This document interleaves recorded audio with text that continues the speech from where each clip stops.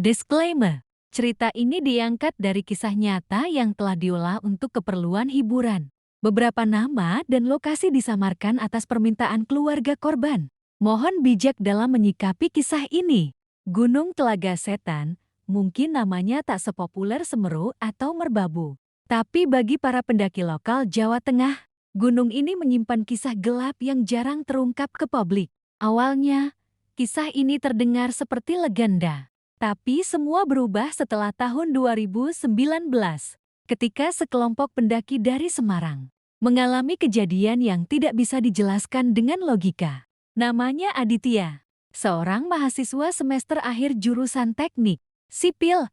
Ia dikenal aktif mendaki gunung bersama 3 sahabatnya, Reza, Yanto, dan Reiko. Mereka sudah mendaki banyak tempat. Tapi Telaga Setan jadi target berikutnya.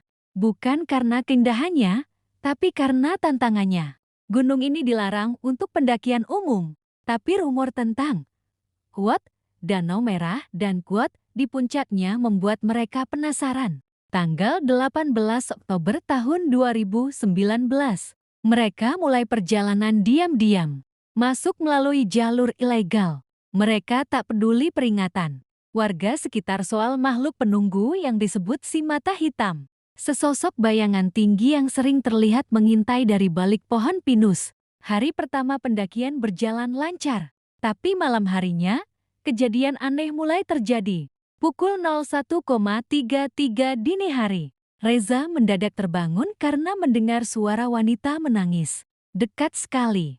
Ia kira itu suara dari salah satu temannya, tapi semua masih tertidur. Ia keluar tenda, menyalakan senter, dan tidak ada siapa-siapa. Tapi saat ia kembali masuk tenda, ditemukan bekas jejak kaki kecil mengelilingi area perkemahan. Seperti bekas kaki anak kecil yang basah. Mereka saling tuduh. Riko bahkan menyalahkan Yanto karena iseng. Tapi Yanto malah terlihat pucat dan berbisik lirih. Kuat, gua juga dengar suara yang sama.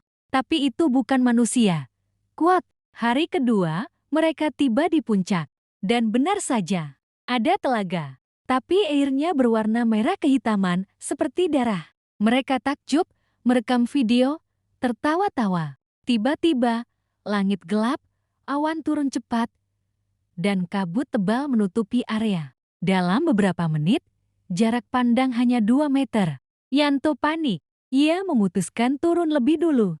Tapi saat dipanggil, ia tidak menjawab, dan sejak saat itu, Yanto tidak pernah terlihat lagi. Mereka bertiga mencari, meneriakkan nama Yanto, tapi tak ada jawaban. Anehnya, jejak kaki Yanto berhenti begitu saja di dekat tebing. Tidak ada bekas tergelincir, tidak ada darah, hanya seolah dia menghilang ke udara. Mereka memutuskan bermalam lagi di area terbuka.